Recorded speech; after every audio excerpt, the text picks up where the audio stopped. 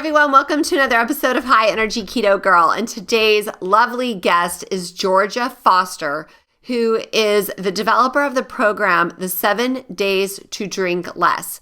Georgia is a clinical hypnotherapist and voice dialogue trainer. She qualified with distinction at the London College of Clinical Hypnosis in 1996. She specializes in alcohol reduction, emotional overeating, self-esteem, anxiety, and fertility issues. I so much enjoyed speaking with her, and I can't wait for you to meet her, so let's go say hi to Georgia.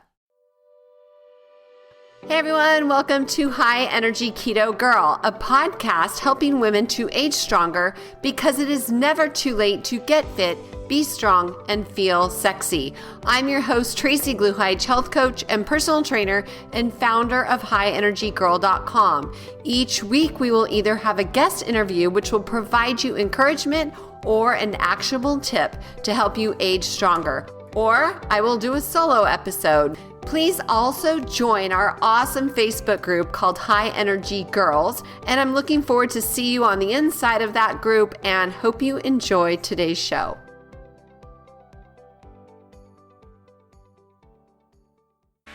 Create Whole Body Wellness, a powerful new advancement in energy medicine. Increase your energy, empower your life. I am super excited to announce that I am now a bioenergetics practitioner. And many people are like, well, what is bioenergetics? So imagine that our body is controlled by our energy field, and these fields get distortions and blockages, which create physical and emotional symptoms. So how do we get energy blockages? From stress, toxins, EMFs, emotional traumas, physical scars, and physical traumas. All you need to do is decode the human body field to get to the root cause and restore your energy for life. For more information, head on over to the blog at highenergygirl.com/bioenergetics with an X. That's BIOENERGETIX, and heal your energy for life. Hey, Georgia, thanks so much for coming on the show today. Thank you for having me. I have heard you before and I'm very familiar with your work. Well, not very, but I'm familiar with your work, and I'm really excited to talk with you today, partially because I live in wine country, and, we have a winery in front of our house. We have grapes to the right, grapes to the left. We literally live in wine country. And because I know with, everybody on lockdown, I have a feeling people are drinking a little bit more than their share. And so I'm excited to hear from you. Yeah, I mean, I think, Australia, we're the same. We have wineries everywhere here. And as you said, it's, what's tricky about being in this particular situation is that emotionally we're challenged by this for so many reasons.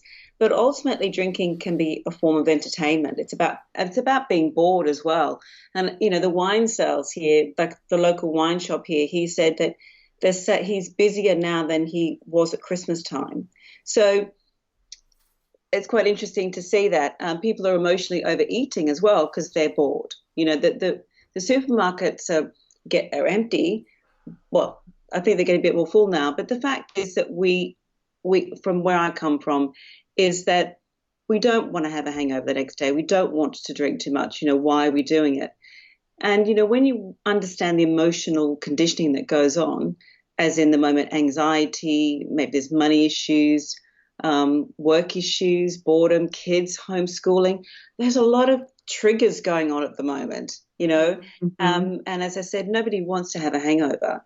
It's just that the alcohol can be emotionally medicinal. Yeah.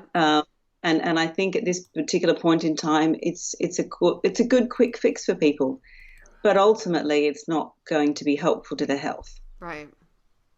So let's back up a little bit. Why don't you tell the listeners a little bit about yourself, how you got to where you are now, and then I'm going to jump in with all kinds of questions. Sure. Well, I am originally from Melbourne, but I lived in London in the UK for 22 years. And in those 22 years, I became a clinical hypnotherapist, and then I went on to teach hypnosis in the universities for quite a few years. But prior to that, which I'd love to share with everybody today, I trained in this amazing Jungian psychology, which in California, which really, really helped my clinic, increase in terms of clients. Because when I started to become known for alcohol reduction, and I appreciate it's a very private subject for people. People are embarrassed and, they feel a bit uncomfortable about admitting that they've got an issue with alcohol. But really what my approach is about, because, I drink, I love my wine. But I knew myself that in the old days, I was drinking because I was shy, I was anxious, I never felt good enough. And there were many reasons why I kind of got myself into a bit of a tricky drinking situation. So when I opened up my clinic in London, I had people coming to see me about stress, insomnia, anxiety. And then they said to me, Georgia, can you just focus on my drinking a little bit? I'm like, well, sure. They say, I don't want to quit. I'm saying, well, I don't want to quit either. So I created a strategy, I guess, a plan for clients. And, word of mouth started to spread. And then I wrote a book, and then I put it into a digital format for people so people could buy it all over the world. So it's been it was organic in the beginning. And then as I started to build, it was quite funny in the old days, because when I ended up self-publishing my first book on this subject after having a book deal with a publishing house, because everybody rejected my idea. Everyone was saying, you can't drink less, you've got to quit, and I'm like, but I'm in the coal face. I'm seeing people every day. I'm seeing lawyers, people in banking, mothers, retirees, people who, are very fully functioning people. And I knew that they were feeling shamed. So I decided I needed to write this book. And then I ended up self-publishing. And within a few months, I was in the first Psychologies Magazine. I was in the Sunday Times newspaper. And, people started to realize that there was another way. So that's really my premise, is that, some people may choose to quit, and that's completely fine. But I'm very much about, if you work on the thinking before the drinking, then you can change that emotional conditioning. So, that's really where I came from. And we've now moved to Australia, back to my home city, Melbourne. And it's just my big passion is to help people who, at this particular time will probably be thinking, right, maybe I need to think about reducing soon. Maybe the party's over in terms of, we're used to being in this environment a little bit more now. So I'm not saying not drink. I'm saying let's think about drinking a little bit less.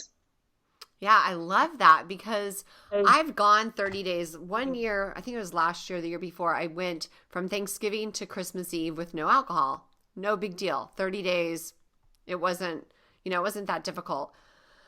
But what I find personally, and this is just totally revealing to myself, is I love my wine. And it could be like 2 glasses a night, or sometimes like at a party, 4. But the thing is I don't want to give it up completely, but I know I can go totally without, but I don't really want to. Does that make sense to you? Yeah. Mm-hmm. That's why I was so curious about the drinking less. Now that to me is perfect. That's like the best of both worlds. Yes, and I think there's a big sober movement, and I'm not dissing that at all. But I think generally, statistically, is that, culturally, Australians, the British and the Americans, the Canadians are all big drinkers, and we're in a bit of an interesting time at the moment, because nobody has to drive their car. Nobody has to take their children to school. Well, unless you're in the front line of this, of course. And so I think we're in this moment where it's just like, well, the little sneaky drinking that used to be, I'll just have 1 or 2 or whatever, there isn't any responsible drinking necessary at the moment too. So I think there's a bit of rebelliousness. Well, what the heck, while I'm in this time, I'm going to make the most of it. But the problem is with drinking too much is you tend to overeat the next day. And then, people are saying to me, I saw on Facebook the other day, When I get out of this lockdown, am I going to go to AA or Weight Watchers or both? You know, That's and funny. and I think that a lot of people are thinking that, So I'm here as a message to say that, you know, the the psychology that I'm trained in is that we're all made up of many parts or sub-personalities. And there's one particular personality trait called the inner critic. And the inner critic is the part that says, you didn't achieve this today, you drank too much last night, you're putting on weight, what's your problem? Everybody else is coping better with this, all these negative conversations. And the inner critic is a part we can't get rid of, but we can learn to manage it. And part of my program is training the mind to tune out of that inner critic. Because the inner critic, when we drink, a lot of people don't realize is that it goes away.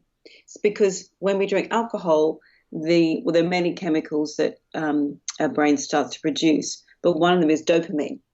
And when we produce dopamine we're just not negative. We're chilled out and we feel more relaxed and we feel happier. So we're not really drinking for the alcohol's sake. We're drinking to get the dopamine. So my program is about training your brain to have that dopamine fix sober, so that when you go to drink, you're not drinking to get that fix. Does that make sense? Yeah, I love it. Yeah, that sounds great.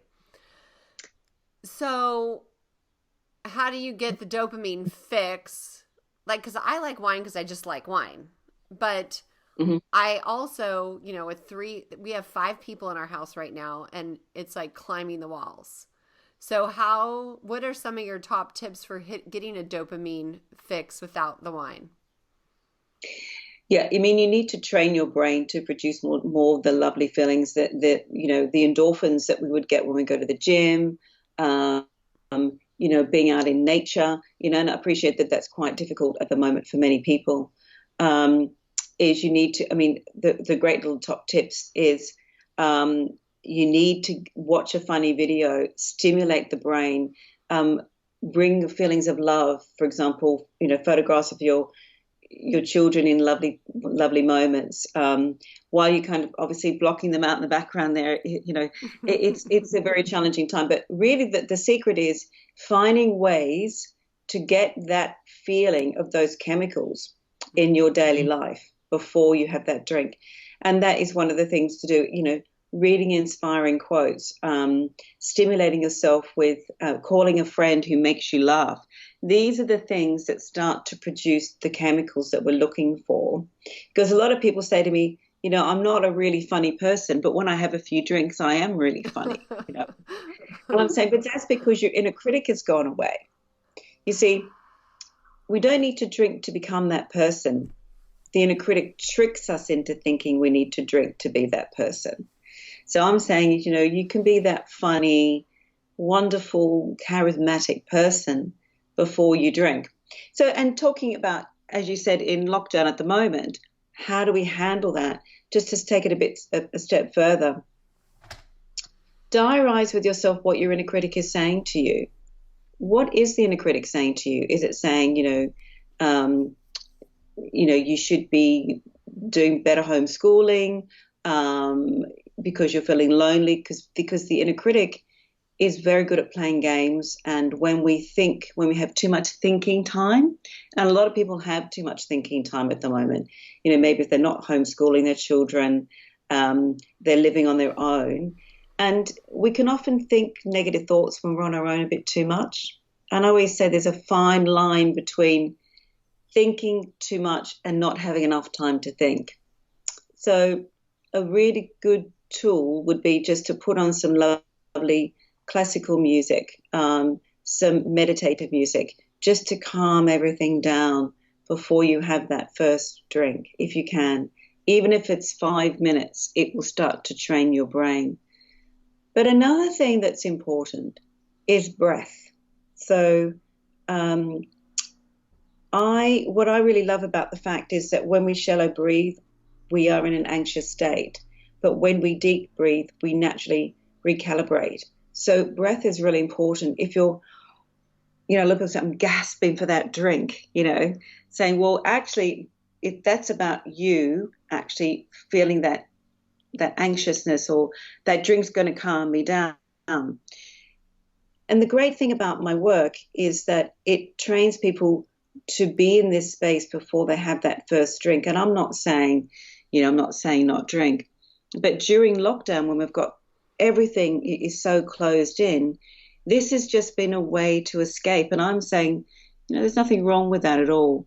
But the problem is that one glass can creep up to two when we become more tolerant to alcohol, and we can tend to drink a bit quickly as well. So my top tip is, have some water, hydrate yourself with water as well. I call it DOWO, drink one, water one. Make sure you have a big glass of water before your first drink. Because when we have our first drink, if we're thirsty, the body will say, oh, it's liquid, give me more, and but in actual fact, alcohol dehydrates us. But the brain sees all liquid as hydration. So I say to people, it's really important to hydrate yourself through your day so that when you have that first alcoholic drink in the evening, your brain is hydrated and it's not getting confused. That makes a lot of sense. I did not know that your brain thought of all liquid as being water. So that's a really good tip. Yeah. I drink out of these big jars, like the quart size jars, to make sure I get lots of hydration. So, well, if you drink a lot of tea or coffee, they're both diuretics. So, so if you combination of that, some people say to me, I have 3 or 4 coffees a day, or 4 or 5 cups of tea a day. My mother-in-law is a massive tea drinker. And I'm like, oh my goodness, her kidneys must be really kind of flush. But the thing is that, we've just got to think of ways to support our body while we're drinking, really. Because, if you are drinking alcohol, you need to be eating as well. That's another top tip, drinking on an empty stomach. I know many clients, one of my clients called herself a wineorexia. And I'm like, oh, she said, I get my calories from wine and I exercise them off and I hardly eat anything. And I'm like, oh my goodness, your liver must be just dying for some nutritional, value in something. And so we've got to be really careful, because alcohol, they say that alcohol, in particular red wine, is good for you. But obviously there's a line when you kind of step over. But I think it's really important to note that I want people to have the pleasure in the wine, the beer or the gin and tonic or whatever, that lovely margarita. But it's about just checking in with yourself first. Why do I want to drink more than I normally do? And it's a good time to ask at this particular moment in time. Yeah, for reals. Because sometimes it's for stress or, like you said, entertainment, or I love the idea of inner critic. So I say to my clients sometimes, there's the inner critic, inner ego, inner child, intuition. What other ones are there? I thought you said there was a little bit more than that. There's the pleaser. So the pleaser is a nurturing personality trait who tends to run themselves ragged looking after everybody else. And pleasers, when it comes to drinking, they don't tend to have alcohol-free days. They tend to be more, the regular heavy drinker, and they're not very assertive. They have quite low self-esteem. So, and they tend to attract bullies as well. So, we're talking about lockdown at the moment. People who are maybe in abusive relationships, who can't get out, might be using alcohol as a way to calm down. Pleasers are very good at waiting for the alcohol to have those difficult conversations, which ends up being sometimes a bit passive aggressive. So part of the program that I have, which is called 7 Days to Drink Less, is about understanding that the pleaser, if you're drinking to communicate, then your brain will literally assume that whenever you need to have those challenging conversations, you need to have some alcohol in your system. whereas I'm about training you to be assertive in your sober life so that you're not drinking to communicate with other people. Mm. That's really wise. Yeah. And I think that is, I said to, someone on one of my seminars the other day, I said, she was saying her husband is the wine police. And, I know a lot of people do have alcohol police in their house. And the irony is it tends to make us want to drink more or, sneaky drink. And the inner critic is saying, your wife or your husband or your whatever is, thinks you've got a drinking problem. And a lot of people say to me, Georgia, I've got a secret stash in the garage refrigerator, and I've got one going on in the house, just to try and hide what I'm drinking. And I always say to people, if you're sneaky drinking, it's because you're anxious and you're scared about something. It doesn't mean you have to go to AA. I think a lot of people, and that's the right thing for a lot of people, but most people just don't want to quit. So the pleaser is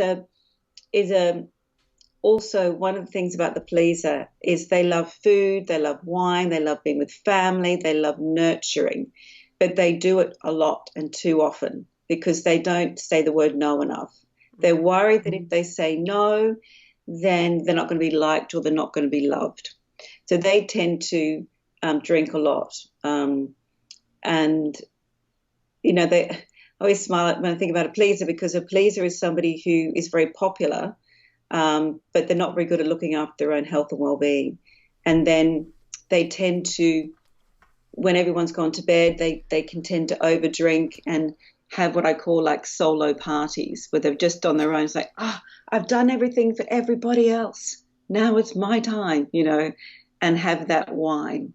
So, and then there's the other drinking personality trait, which is called the perfectionist, which is the all or nothing drinker. They're really good at abstaining from alcohol, maybe Monday to Friday, and they're really vigilant at being fit and watching what they eat.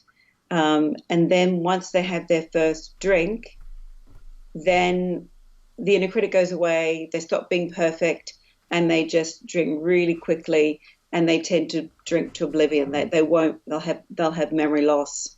They are what you would call the all or nothing drinker who ends up sometimes deciding to quit because it's just easier to quit because they can't seem to get that middle ground of drinking. Mm. And that one's called what? All or nothing? The perfectionist drinker. Oh, perfectionist. Okay. Wow. Okay. I wonder what I am. I'm just typically just 2 glasses of wine almost every night. Well, you're probably the middle ground of drinker. I mean, 2 glasses of wine a night. So a lot of people call it, the standard glass. In the US, you call it standard glass. Is that correct? Or units? Every country calls them different things. But basically for women, 14 glasses a week, which is 2 bottles, and for men it's 21. But the good news is those stats are not based on foundation, and you can Google this anywhere. So what the government decided to do was to work with the Medical Association and work out how to educate people to drink in healthier ways. So they say statistically that people, when you go to the doctor and you fill that form out that says, oh, how much do you drink a week? That most people lie by about 3 times. So they decided that if that's the case, then if people are lying by about 3 times, then they would reduce it by 3 times and a little bit more. Now, typically the government and the Medical Association just assumed that people would say, oh, right, this is how we're going to drink. But it backfired really badly. And the reason why it backfired is because they didn't understand the emotional intent. They didn't understand that people don't like being told what to do, and adults don't like being told what to do. So, but the difficult thing about making that sort of boundary decision about quantities is that it makes people's inner critic go crazy and say, oh my goodness, you drink more than 14 units a week. Oh my goodness. So what I'm saying is, you know what, let's not talk about how much we should be drinking. Let's talk about getting some reduction in, because when you get the reduction in, that's when your confidence increases, you know? Yeah. Trying to set these rules of being, this much wine or this much wine or this much, gin and tonic, it makes us feel anxious. And the irony is we tend to want to drink. So, I say to people, don't be worried about what the medical advice is. That's important to a certain extent. It's about getting your confidence back so that you're managing your alcohol rather than it's managing you. Mm-hmm. That's what I think is really important. Yeah, I like what you just said about it's almost like you beat yourself up when you don't follow the rules that you made up for yourself. Yeah. That's what I understood Yeah. what you said. So Yeah. You set yourself up for failure, and we don't want that. I don't want people to think that there's something wrong with them, because there's nothing wrong with them. They've just got themselves into a drinking habit. And that's what I help people with, to embrace sober self-esteem, sober communication, sober stress management tools, so that the alcohol is not used as the gateway to feeling better, Feel better first and have the alcohol just as like the dessert or whatever. Like feel better and then the alcohol has less meaning. Is that what you're saying, kind of? Yeah, it's because the brain works on habit. So at this point in time, if there's somebody who's worried about their drinking, you've got to understand that the brain works on history. So, and that's where hypnosis comes in. So the mind at this point in time, if somebody listening to this podcast thinks, "Oh, I think I need to look at my drinking," it sounds very simple, and it is really simple. Is that your brain works on history. So it uses, when I last felt tired, because, we often drink because we're exhausted and it kind of gives us some energy. If it is that you feel anxious about something in your life. So when you're feeling any sense of vulnerability, the brain in a nanosecond will scan your history of what did you do with that emotion? How did you extinguish it? And if it's with that lovely, beer or that wine, it will say, get me that beer or get me that wine.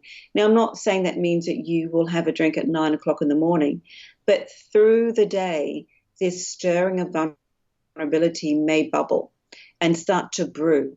And then all of a sudden it's like, oh, I promised myself I wouldn't drink tonight, but I'm just feeling really overwhelmed. And your brain says, right, well, last time I felt overwhelmed, it was that gin and tonic. So then once you have that gin and tonic, the brain goes, whoa, thank you. You listened to me after all of these hours. So what I'm saying is, we can train the brain through hypnosis to stop that kind of, build up of negative thinking through the day, to train the mind to tune out of the inner critic. Because what we know about the inner critic is that it can't see into your future. So often what it will be doing, it will be saying, I bet you're going to drink too much tonight. You promised that you wouldn't drink tonight. The kids are driving you mad, and da-da-da-da-da-da-da. And all of a sudden, that negative voice is so powerful that your brain says, well, the last time we heard this conversation, you had a glass of wine. So really the net effect is, with hypnosis, just like a window of 20 minutes, you can train the mind to tune out of that negative thinking, so that through the day you have this extinguishing of negative thinking, so that when you get to that wine, you're thinking, yeah, I'm having my wine and I'm really enjoying it, rather than this kind of frenzy to get there, Oh my gosh. So does your program include like hypnosis tracks to help you so you're not white knuckling it through there, but it's more of an internal outcome than an external? Yeah, absolutely. Okay, I've got to do your program. That Yeah. sounds amazing, because then it's like it becomes effortless, it sounds like, because you're working on the inside, so that your outside actions are determined by the retraining of your brain. Yeah, I mean, there's a very famous saying about how the conscious mind and the subconscious, which is the unconscious mind. So if your conscious mind says, right, I'm not going to drink tonight, this is a really good idea, and through the day you're starting to feel a bit weak-willed, it's not have no willpower, but unless you communicate to the emotional part of the brain that manages your emotional habits, it will continue on. And so this sense of, oh my goodness, I caved in, what's my problem? I'm saying is, you know what? You got to get the inner part of the mind to be congruent with your goals of what you've decided to set. It's a bit like, with my emotional overeating program. If food is a way to comfort you or to deal with stress or anxiety, unless you deal with that emotional conditioning, then the chances of success are going to be relatively not, they may be successful for a period of time, but ultimately you'll default. And that's the same with drinking, is you've got to change the emotional part of the brain that thinks at this point in time that drinking the way that that person's drinking is normal. So I'm about training the mind to bring in that intuitive, calm part, that healthy part. I call it, that the charismatic, fun-loving, the bit within that knows that this stressful moment will pass. So part of the program is training that person to tune out of the inner critic hypnotically, so that the inner conversations are more positive. That healthy, intuitive self is where that person makes decisions from, rather than from the inner critic or pleasing other people, or feeling like being perfect is just so stressful because being perfect. And I might add, people are usually a bit of a combination of the pleaser and the perfectionist. Some people are very much one way or the other, but I tend to say most people are a bit of both. So we need to start to please ourselves. And you were asking at the beginning of our time together, when you've got kids driving you mad and you're trying to juggle business and homeschooling at the moment, what do you do? Well, my feelings are, and it sounds like I've got 3 kids myself, being a lazy mum, do something for you. Put them in front of the iPad for half an hour.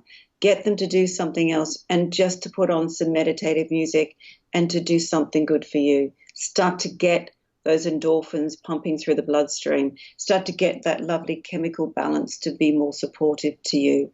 Because the inner critic, when you listen to it for too long, alcohol becomes a really quick fix.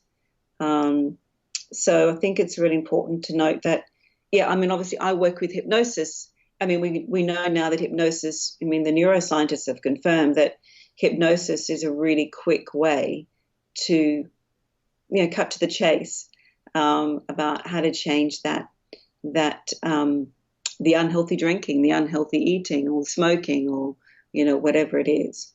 And I think it's not a lazy way of doing things. It's just a really effective way to bypass, call myself a progressive therapist rather than regressive. We all have a history, but the brain can change. We know that the brain can change. It can change many, many habits very quickly with hypnosis. And that's not my evidence. That's been proven with the scientists.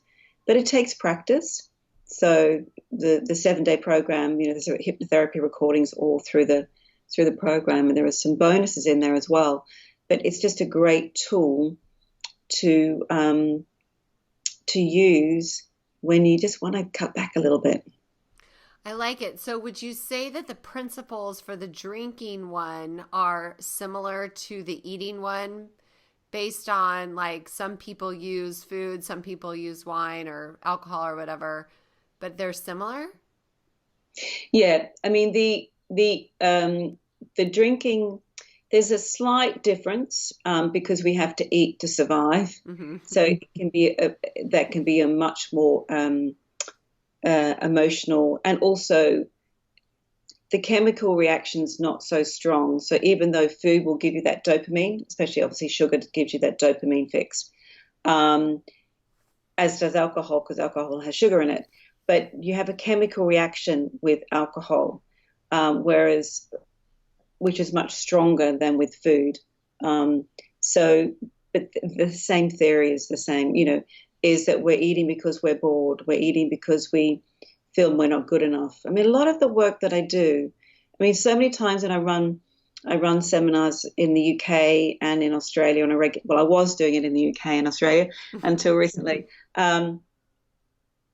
people say to me at the end of my drinkless seminar day, Georgia, I came in here to discover how to drink less, but I've walked down and realized that I had low self-esteem, I had high levels of anxiety, and that I now know that I don't need to drink to become a better, kinder, more relaxed person. And that's really the goal of the program.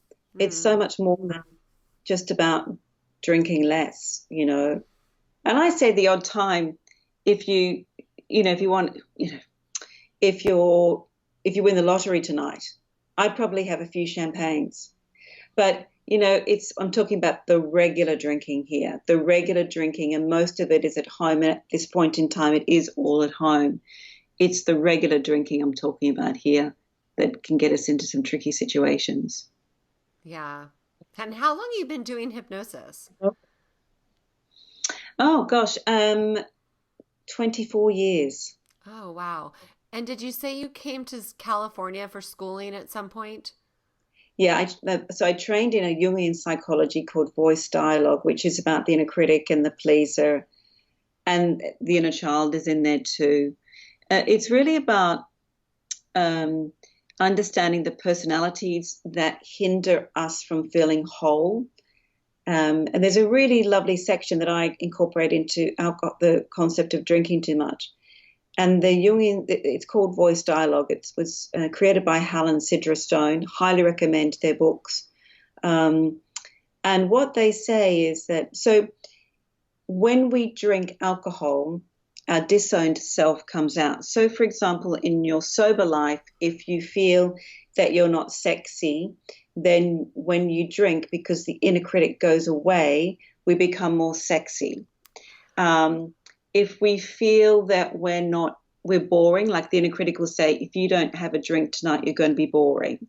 So when we drink, we become more interesting. So it's all of the reasons why when the inner critic goes away. And I love this theory. People say to me, oh, Georgia, I the other day after a few drinks, I told my boss what I really thought of him, and I'm really worried about what's going to happen after a few drinks at the bar the other night. And, we've got to learn to be communicative positively before we drink, because as I said, when the inner critic goes away, we become more assertive. And so many clients would say to me, Georgia, what I really want to do, I want to quit being a lawyer and I want to write a book. And I say, well, when do you write your book? I say, oh gosh, I put the kids to bed. I'm at my laptop and I'm typing away, and then I'm feeling really positive. And then I wake up in the morning and I think, oh, that was just shocking what I just wrote. But it was actually really good, because the inner critic the inner critic doesn't want us to change. So hypnosis is a really good way to train the brain to experience new ways of thinking and having them as a reference, because the inner critic says, well, I can't see any evidence of you drinking less. But with the program is through hypnosis, we're training the brain to have evidence of success of drinking in a slow way. And a great analogy would be if you had a fear of flying and you said to me, Georgia, I've got to get on a plane to Paris for my best friend's 40th birthday, whatever it is, and I promised you I'd do it, and I've got to get over this fear, Georgia. The only reason why the fear of flying is there is because your history has some moments there of evidence, and then the inner critic says, you can't go there. You might have a panic attack. You might get trapped. But when you train your brain to experience the flight in hypnosis, experience the smell of the engine fuel, seeing your passport in your hand, going through security, rehearsing with all of these wonderful feelings, when you get there in the reality, your mind thinks you've been there.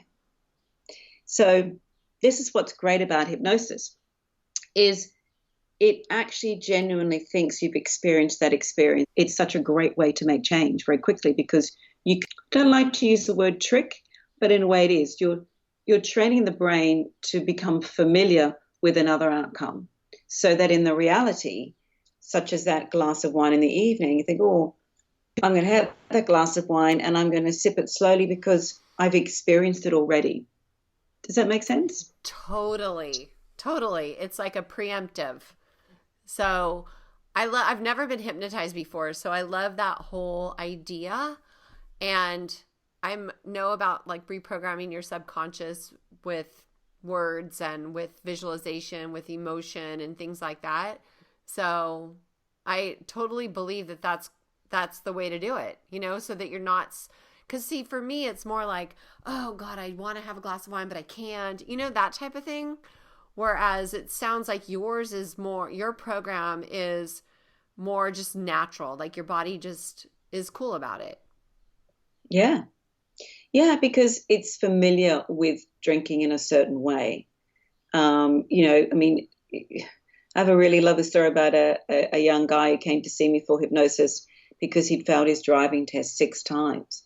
And the only reason why he failed his driving test 6 times was because his inner critic said, you're going to fail. And I said to him, well, let's make sure you don't fail the 7th. And, there was not to put pressure on him. We just rehearsed over and over and over again, passing the driving test, seeing the certificate, getting out of the car with the instructor and feeling proud that he had passed. And we just rehearsed it over and over again.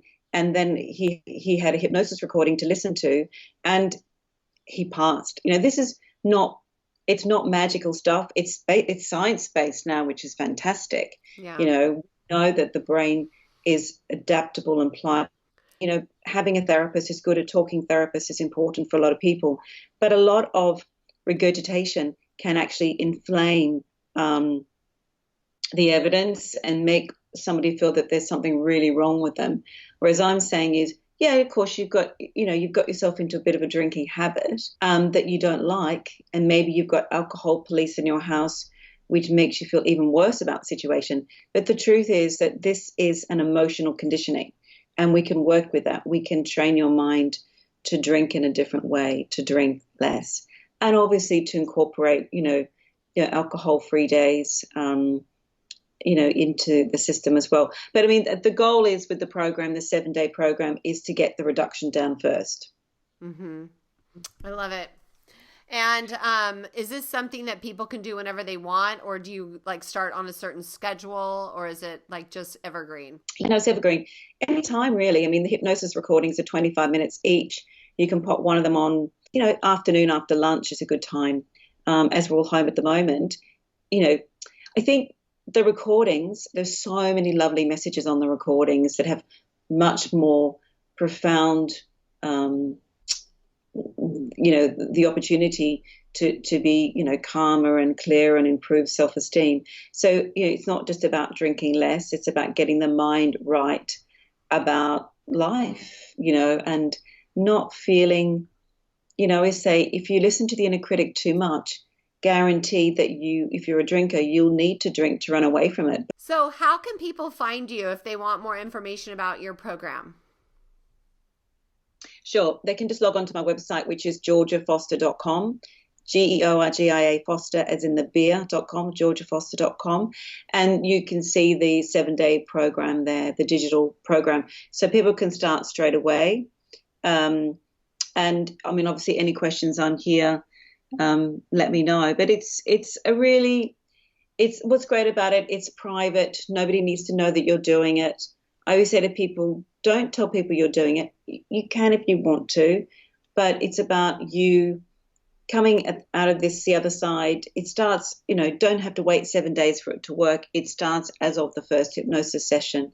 So just, pop one of the recordings on and just chill out and, don't avoid any drinking situations. Just trust. I say to people, you need to see it working. But if you want to abstain for a couple of days while you do the program, that's fine. But you don't need to necessarily. I bet you that the hypnosis tracks and the things that they learn in the program, or that we learn because I want to do it, will also translate and bleed into other areas of your life to make them better as well. Oh yeah, absolutely. Absolutely. As I said, it's so much more than about drinking less. It's self-esteem. It's about reducing anxiety. And there's a really good technique at the end of the 7-day program about going into your future, which is a great technique I use with sports people to get them into a better space. People with anxiety, about performance anxiety and things like that, is a tool that we can use with drinking as well, which is great. Cool. And are you all over social media, just Georgia Foster? I am. I'm not very good. I'm on Facebook and on Instagram and a little bit of Pinterest, but I have my colleague Paul does all of that stuff for me. He's based in the UK, so he does all that for me. So I'm trying to be I'm not very good on Twitter at all. I'm guilty of that one. Yeah, but me either. 3 kids. This is like, homeschooling at the moment. It's a bit crazy. I can only imagine. How old are your children? Well, I have 3 boys and they're triplets, so they're 7. Wow. Congratulations. That would be awesome. I always wanted like twins or something, but I have 3 boys too. Oh, gorgeous. Well, they're out at the moment on the beach while we have this moment. We're actually at the moment living with my mum and dad because we didn't want to be separated. So we're all snuggled in together at the moment, which is just lovely. We're having lovely. Speaking of wine, my mum and dad love their red wine, and although they're not big drinkers, but so we're having some lovely fun times here as a 3-generational family, which is great. That is super, super cool. Good for you. What a smart idea. Yeah. Awesome. Well, it just didn't seem fair, I know a lot of people have kind of made that decision, but my mum and dad live in a big old house, so it's fine. And the kids are loving it. Oh, good. Making memories and making something good out of something not so good. That's cool. Yeah, no, exactly. Well, you are super cute. You're such a doll. I love what you're doing. And I just want to thank you so much for coming on the show today. Oh, well, thank you for having me. It's been lovely getting to know you, and enjoy your wine. Well, thank you. I shall. Okay. Take care, Georgia. Oh my gosh, that was an absolute amazing podcast. I so enjoyed speaking to her, and I cannot wait to do her program. And I will keep you guys posted on how I feel along the way. All right. So for complete show notes, head on over to highenergygirl.com/show and go and check out her website, georgiafoster.com. So thank you so much for listening, you guys. Make it a great day and be safe.